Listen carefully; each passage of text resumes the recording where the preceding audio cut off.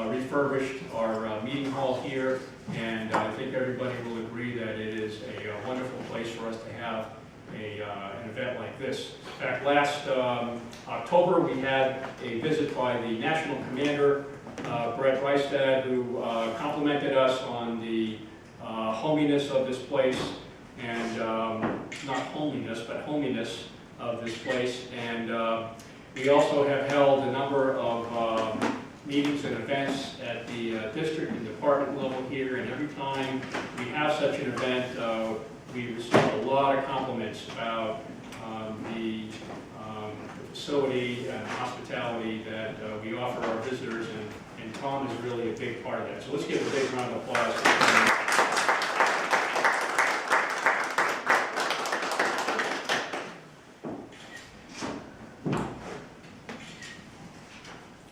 The American Legion came to life in Paris, France, 100 years ago today. War-weary members of the American Expeditionary Force who had fought to victory in World War I and remained in Europe, restlessly awaiting passage home, gathered for what became known as the Paris Caucus. In the months that followed the armistice of November 11, 1918, they had time to think about life after the war and what they might do.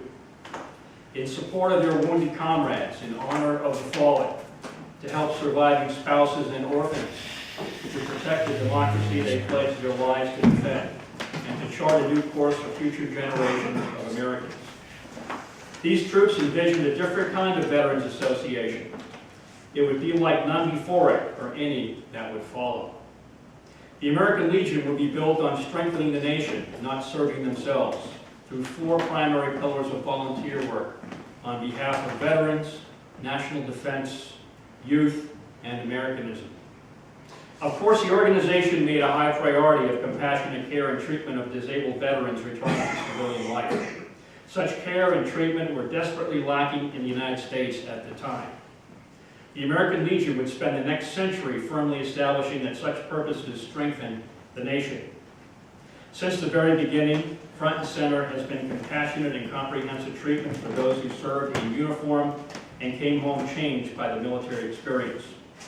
The effects of wartime service were especially profound for the American Legion's first generation.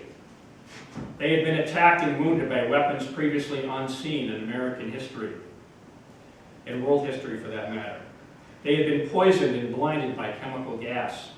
Nearly half of the fatalities had come from illnesses caused by unsanitary conditions in the battlefield, lack of medical care, rancid food, and the battlefields and at sea. They suffered psychological effects ignored at the time by medicine, the military, and the government.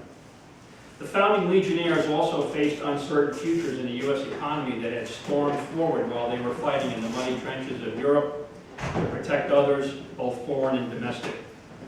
And then, coming home, greatly altered by their experiences, many of these Legionnaires knew they would face racism, sexism, elitism, deficient health care, scant transition programs, and public misunderstanding, even ridicule and scorn by their fellow Americans.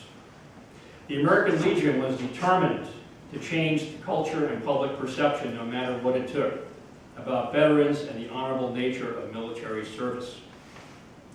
These veterans would spend the next century, as each war era began, a new generation of Legionnaires devoted to community building, the welfare of children, patriotism, education, peace, and goodwill. The American Legion elevated public appreciation for the U.S. flag, the Constitution, law enforcement, faith, civic responsibility, and community service. The founding generation was way ahead of its time, devout in its mantra that a veteran is a veteran regardless of race, gender, duty station, political party, rank, or branch of service. Women veterans were members and leaders of the American Legion, for instance, before they had the right to vote for President of the United States. The founders also believed that each veteran, in honor of all who sacrifice for American principles, has an individual obligation to community, state, and nation. The American Legion demanded a coherent, effective federal agency to fulfill disability benefits, provide health care, education, and economic opportunities for veterans. Prior to the American Legion, no such federal agency existed. Out of that priority came the Veterans Bureau in 1922, the Veterans Administration in 1930, and then the Department of Veterans Affairs in 1989. Along the way, the American Legion has battled persistently in Washington to protect veterans' benefits from budget cuts and to demand equality, timely VA health care when such services were not responsibly fulfilled by our government. The Servicemen's Readjustment Act of 1944, better known as the GI Bill, did more than improve the lives of veterans. It reshaped the future of America. Conceived and drafted and steered to passage by the American Legion and signed into law by President Roosevelt, the GI Bill made higher education, home ownership, gainful employment, reasonable expectations, not only for veterans, but for all Americans. And it created the middle class and propelled a half-century of economic prosperity. Simply put, more than any other government program, it prevented a post-war resumption of the Great Depression. The American Legion led conferences in 1923 and 1924 established the first standard rules of respect that would later be passed into law as the U.S. flag code. American Legion Baseball would become a national program in 1926, promoting teamwork, discipline, and physical fitness for tens of thousands of young people, many of whom would be called into the Second World War in 1941. In fact, we support 3 Legion teams in Wilton every summer. American Legion Boys State and Boys Nation were launched in 1937 and 1946 respectively to provide young men first-hand understanding of how government and civil service function in a democracy. The American Legion Auxiliary would soon organize parallel programs for young women. These programs have cultivated thousands of elected officials, judges, educators, business leaders, and one former U.S. president. By providing such support, the American Legion was always working to strengthen the nation. Each new era of wartime service has led to its own set of priorities for the American Legion. The GI Bill gave World War II veterans a chance to succeed in the nation they fought with their lives to protect. The American Legion's groundbreaking research and relentless pursuit of truth has helped countless veterans suffering from post-traumatic stress disorder and health problems related to atomic radiation, Agent Orange, Gulf War illness, burn pits, and other service-connected conditions. The American Legion research and advocacy made PTSD a recognized diagnosis by the VA in 1980, after over a half-century of fighting on behalf of those who came home suffering from the invisible wounds of war. The American Legion and Columbia University teamed up in the 1980s to prove that Agent Orange had sickened and killed thousands of Vietnam War veterans and caused birth defects among their children. Prior to the American Legion's efforts, veterans affected by deadly toxins, chemicals, and radiation while serving in the military received no recognition whatsoever from their government. They swore with their lives to defend.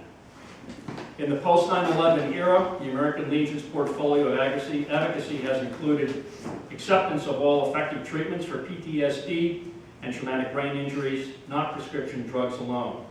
Thousands of career fairs, business workshops, education forums to give veterans opportunities to succeed after their military service. A persistent demand for a well-funded VA healthcare system and timely disability benefits. And a modern post-9/11 GI Bill to best meet the needs of 21st century veterans. In the 1920s, when the American Legion posts and departments erected thousands of monuments and memorials to fallen heroes, to the U.S. flags provided free of charge by the American Legion to decorate overseas military graves, to the prayer recited at the official meetings of the American Legion. The American Legion has been there to support our veterans. The American Legion will never forget those taken prisoner of war. It has been the sacred duty of the nation's veterans organizations to always remember those who served in uniform that cannot be with us anymore. A POW MIA table is always on display here and recognized at meetings of Post-86. The purposes upon which the American Legion was founded have proven timeless over its first century. They have strengthened the nation, and as we begin our journey into the American Legion's second century, those purposes continuously prove vital and necessary for the strength of a nation for generations yet to come. Thank you for this opportunity to share with you the 100-year history and legacy of our tremendous organization, and thank you for being part of our observance today. God bless America, God bless our veterans, and God bless the American Legion. Thank you.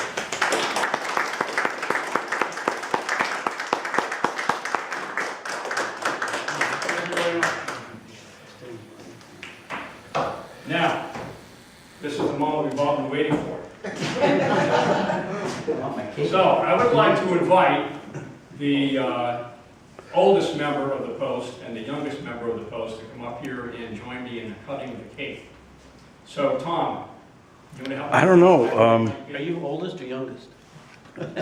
Well, I'd like to think I'm the, well, no, Sean, what year? 57.